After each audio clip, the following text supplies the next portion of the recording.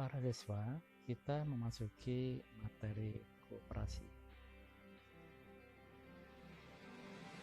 Pengertian koperasi menurut Undang-Undang Nomor 25 Tahun 1990 dikatakan, 92 dikatakan, koperasi adalah badan usaha yang beranggotakan orang-orang atau badan hukum koperasi yang melandaskan kegiatannya berdasarkan prinsip koperasi sekaligus sebagai gerakan ekonomi rakyat yang berdasarkan asas kekeluargaan. Jika Anda perhatikan pada pengertian tersebut, maka pengertian ini sangat syarat dan padat. Masuk ke landasan asas dan prinsip koperasi. Landasan ideal koperasi adalah Pancasila. Landasan struktural adalah Undang-Undang Dasar 1945 Pasal 33 Ayat 1. Landasan operasional adalah Undang-Undang Republik Indonesia Nomor 25 Tahun 1992 tentang perkoperasian. Sedangkan asas koperasi Indonesia adalah asas kekeluargaan. Prinsip-prinsip koperasi ada 7. Yang pertama adalah keanggotaan bersifat sukarela dan terbuka. Artinya sukarela ini adalah orang menjadi anggota koperasi itu tidak dipaksa, tapi sukarela. Dia mau menjadi anggota atau tidak, itu tanpa paksaan.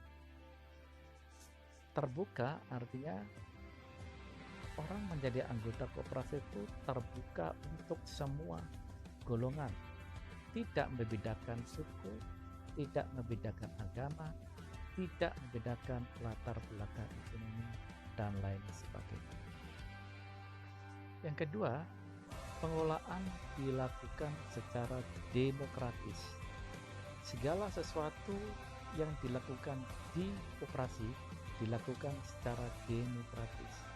Demokratis di koperasi ini tercermin dalam rapat anggota dan rapat-rapat pengurus maupun rapat-rapat pengawas. 3. Pembagian SAU dilakukan secara adil.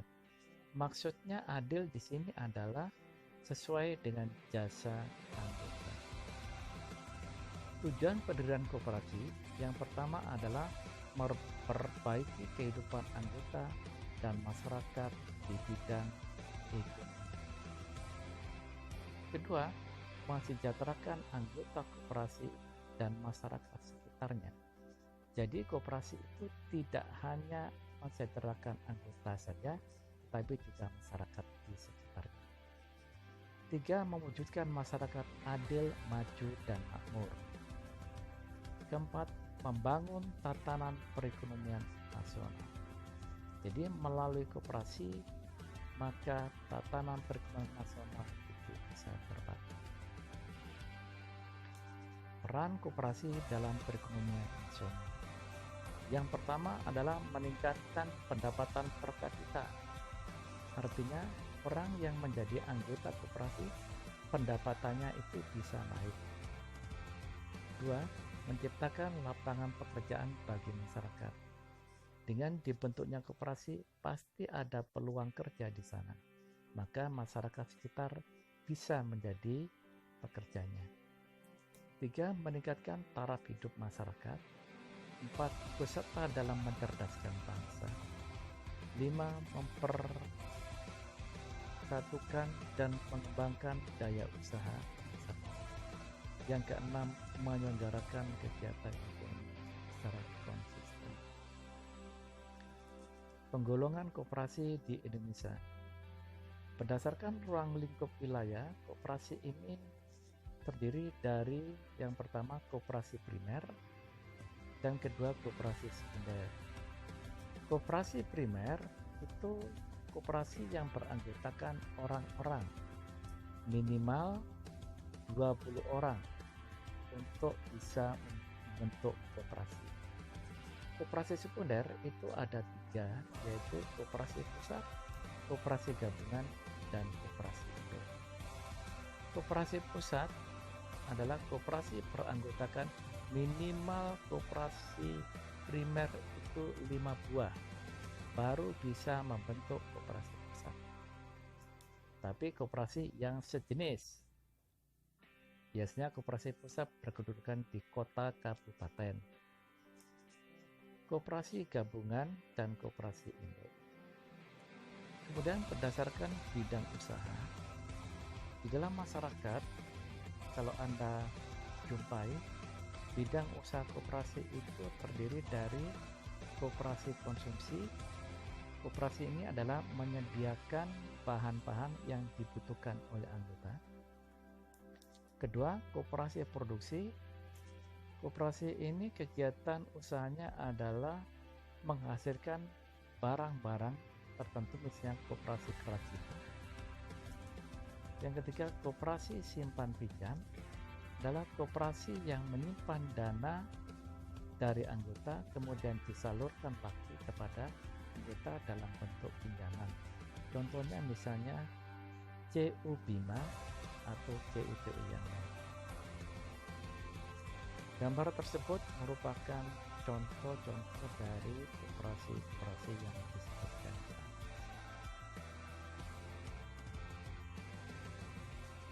Perangkat organisasi koperasi atau seringkali disebut perangkat koperasi secara umum. Perangkat organisasi koperasi secara umum itu ada 3. Yang pertama adalah rapat anggota, yang kedua pengurus koperasi, dan ketiga pengawas koperasi. Masing-masing alat kelengkapan perangkat ini punya wewenang dan tugas yang berbeda. Misalnya saja rapat anggota, dia punya wewenang dan tugas menetapkan dan mengubah anggaran dasar koperasi. Masih banyak lagi, misalnya memilih dan mengangkat pengurus, memilih dan mengangkat pengawas, menetapkan pembagian SHU, itu adalah kewenangan dari rapat anggota. Sedangkan pengurus punya wewenang mengelola dan menjalankan kegiatan usaha koperasi, karena pengurus mendapat mandat untuk mengelola koperasi dari rapat anggota. Menyusun laporan yang akan disampaikan kepada rapat. Sumber permodalan koperasi. Sumber permodalan koperasi bersumber dari 2 sumber. Yang pertama adalah sumber internal atau sendiri. Yang kedua adalah sumber eksternal atau pinjaman. Modal sendiri terdiri dari simpanan pokok, simpanan wajib, dan dana cadangan serta hibah. Simpanan pokok itu simpanan yang wajib diserahkan oleh anggota pada saat pertama kali menjadi anggota. Simpanan wajib bisa dibayar setiap bulan. Modal pinjaman bisa pinjam dari anggota, bisa pinjam dari koperasi lain, bisa pinjam dari lembaga keuangan yang lain. Jadi inilah sumber permodalan koperasi. Secara spesifik Anda bisa mempelajari permodalan ini dalam diktat atau buku-buku yang lain.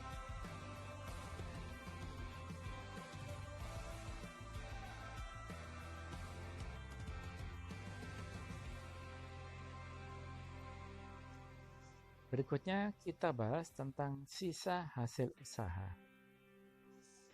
Keuntungan koperasi itu disebut sisa hasil usaha. Nah, berdasarkan Undang-Undang Nomor 25 tahun 1992 tentang perkoperasian, SHU itu merupakan pendapatan koperasi yang diperoleh dalam 1 ton buku dikurangi dengan biaya-biaya, penyusutan, dan kewajiban lain, termasuk di dalamnya adalah pajak dalam tahun buku yang bersangkutan. SHU setelah dikurangi dana cadangan dibagi kepada anggota sebanding dengan jasa yang dilakukan oleh masing-masing anggota terhadap koperasi tersebut. Kemudian ada juga SAU disisihkan untuk dana pendidikan. Dana pendidikan ini bisa diuntukkan untuk anggota. Nah, bagaimana rumus untuk menghitung SAU? Nah, Anda perhatikan rumus berikut. Di dalam perhitungan SAU ada rumus yang perlu diikuti. Yang pertama, jasa modal. Jasa modal ini bagian SAU yang diterima anggota sebagai balas jasa karena menyimpan dana di koperasi. Rumusnya Anda bisa perhatikan. Jadi jasa modal itu simpanan anggota yang bersangkutan dibagi dengan total atau seluruh simpanan anggota kali SAU jasa modal. Kemudian jasa usaha dibagi menjadi dua, yaitu jasa penjualan dan jasa pembelian. Kemudian rumus jasa pinjaman bisa dihitung dengan pinjaman anggota dibagi total pinjaman seluruh anggota kali SAU jasa pinjaman. Jadi Anda bisa memperhatikan rumus-rumus tersebut di atas. Anda pelajari dengan bersama. Maka Anda bisa menghitung jasa-jasa anggota, baik jasa modal, jasa pinjaman, jasa pembelian, maupun jasa penjualan. Jika Anda sudah bisa memahami dan mempelajari rumus-rumus tersebut, maka saya yakin Anda bisa mengerjakan soal-soal yang berhubungan dengan pembagian SAU. Berikut adalah contoh soal perhitungan SAU.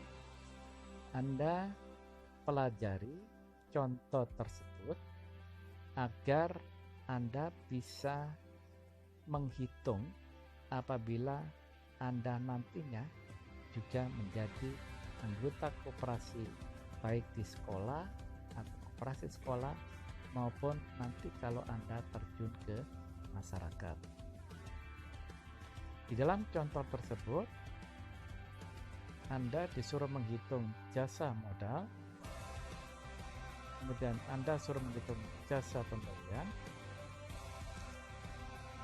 lalu secara keseluruhan Anda bisa menghitung berapa SAU yang diterima oleh seseorang. Begitu. Jika Anda pahami dan mempelajari soal-soal, contoh soal tersebut, maka Anda bisa menghitung soal-soal serupa di dalam menentukan besarnya SAU yang harus diterima oleh anggota.